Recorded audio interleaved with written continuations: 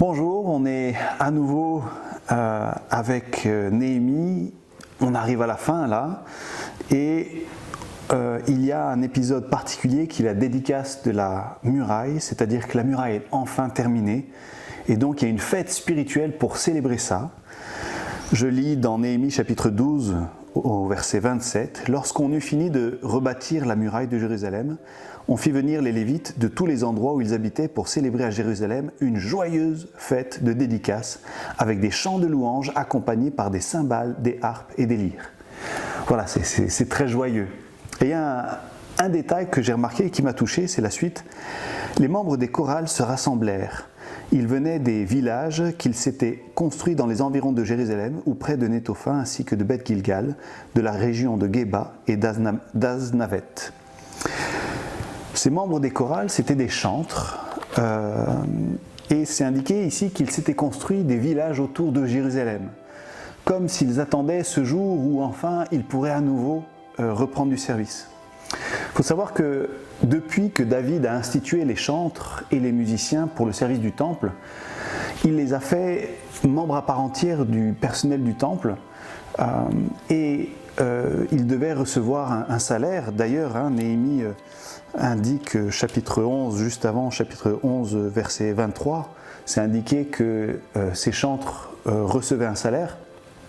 Et ça, en fait, c'est un signe d'un renouveau spirituel. Pourquoi ? Parce que dans l'Ancien Testament, dans l'histoire des rois d'Israël, parfois c'est mentionné que lorsque le peuple se détournait de Dieu, adorait les Baals, se détournait du temple et arrêtait d'amener les offrandes et les dîmes au temple, eh bien, les Lévites qui dépendaient de ça étaient obligés de partir, d'aller à nouveau dans des champs pour leur subsistance et pour survivre, parce que sinon ils mouraient de faim. D'ailleurs, les chantres et les Lévites étaient considérés comme les basses classes de la société, les classes pauvres.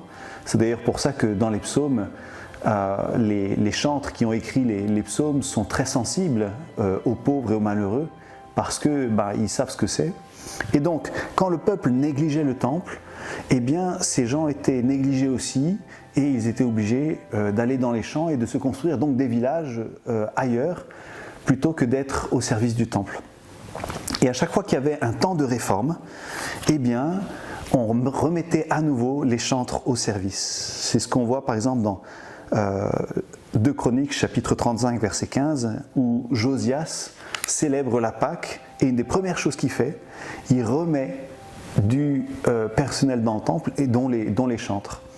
Alors pourquoi ça m'a interpellé ? Parce que ça veut dire que quelque part c'est un signe de renouveau spirituel que de considérer que l'adoration est centrale, que de remettre l'adoration de Dieu, le fait de dire à Dieu Seigneur on t'aime et on est prêt même à s'organiser pour te dire qu'on t'aime, y compris à s'occuper de ceux qui ont la charge de ça et qui sont souvent des gens pauvres et qui dépendent de ça.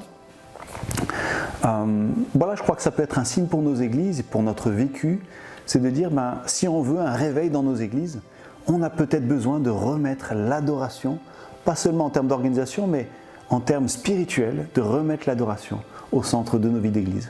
Voilà, c'est quelque chose en tout cas qui m'a touché.